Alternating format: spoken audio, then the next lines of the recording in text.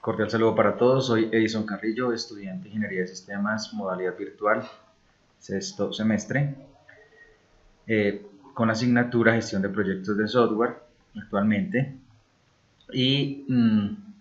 realizando el punto de control de lectura de la guía número 4, que trata sobre las pruebas de software referenciadas en el capítulo 8 del libro de Ingeniería de Software y capítulo 9, Evolución del Software, del mismo libro. En primera instancia, entonces, tenemos lo que son las pruebas de software. Tenemos que tener en cuenta 4 aspectos básicos, como son la comprobación, la detección de fallas, la validación y la verificación. La comprobación y la detección de fallas pues van de la mano. Tienen que ver con referentes a que si yo me fijé que mi desarrollo de software tiene un enfoque específico, efectivamente el enfoque que le di al software se vea reflejado a la hora de implementarlo. Esa comprobación me permite a mí hacer una definición de fallas oportunamente para llegar a poder corregirlas en su momento mediante un proceso de validación y verificación de mi desarrollo efectuado. Hay 4 pruebas que se desarrollan durante este periodo, como son en primera instancia las pruebas de desarrollo, que a su vez también se divide en 4 aspectos básicos, como son las pruebas de unidad, elección de casos de pruebas de esa unidad, pruebas de componentes y pruebas del sistema. Todas estas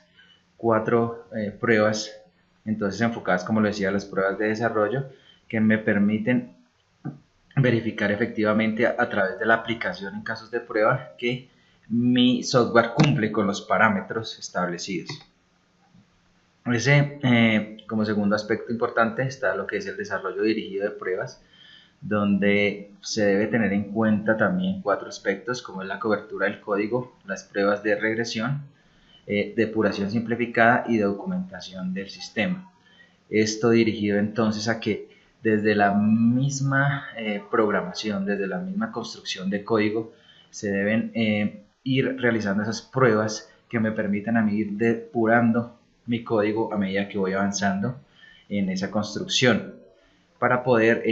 someterlo a esas pruebas que me indiquen que voy por el camino correcto, documentando todo lo que haga a lo largo del desarrollo. Entonces siguen después lo que son las pruebas de versión. Esas pruebas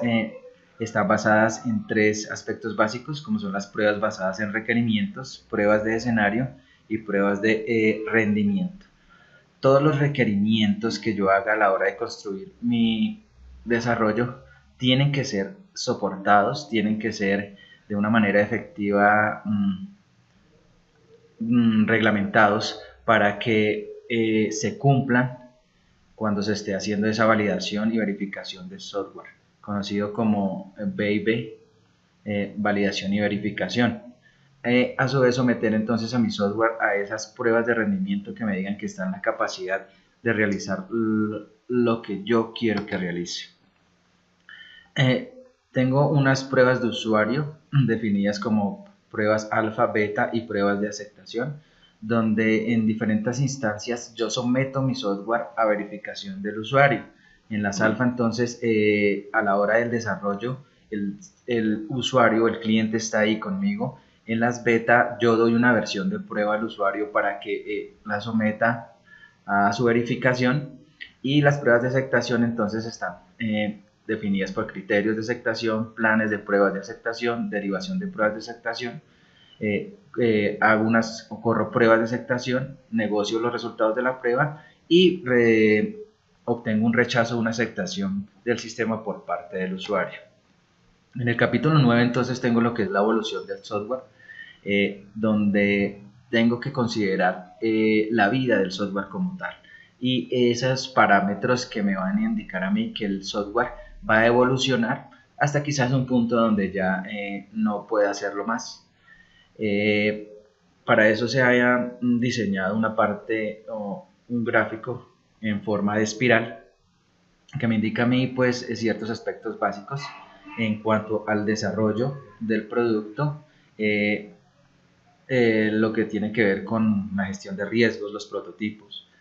el diseño, el código como tal, la integración, las pruebas, la implementación, la planificación y la identificación de objetivos. Todo esto me lleva a mí a enmarcar de manera acertada lo que va a ser la garantía de la vida del software, es decir, darle la oportunidad a mi desarrollo de que tenga esos periodos de actualización, esos periodos de cambios para que se mantenga, hasta cuando definitivamente yo identifique a través de eso conocido en inglés como la phase out, donde ya definitivamente mi software no va más y no hay necesidad de hacerle más cambios. Es ahí cuando el usuario tiene que sortear por sí solo todos los problemas que de pronto se lleguen a presentar en esa parte final de la vida del software. Todo entonces tiene un proceso de evolución donde hay ciertos aspectos básicos como son las peticiones de cambio a través de un análisis del impacto, planeando la versión, teniendo en cuenta que si yo cambio una versión tiene que haber un cambio en la implementación y en una liberación del sistema. De la planeación de la versión, pues tengo que poder llegar a definir acertadamente reparación de fallas, la adaptación que tenga la plataforma a mi desarrollo y la mejora del sistema. Dentro de la evolución dinámica del sistema, entonces una serie de ingenieros importantes han definido una serie de leyes que llevan hacia una identificación plena de lo que debe ser la dinámica del programa. Estas 8 leyes me definen a mí aspectos muy importantes, como lo es que la estructura siempre va a estar en una constante amenaza, se va a evidenciar una degradación de lo que es mi software, pero entonces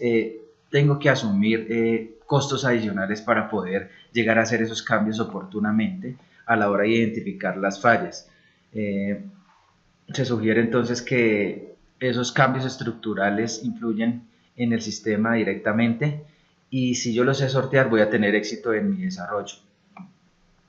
Todo esto encaminado hacia que el usuario o el cliente final siempre esté satisfecho. Tengo que tener aspectos importantes en cuenta como lo es el mantenimiento del software, donde debe haber una permanente planeación en las contingencias a la hora de hacer una recuperación de fallas, adaptación ambiental, tener la oportunidad de adicionar aspectos fundamentales que me ayuden a mí a la funcionalidad del software.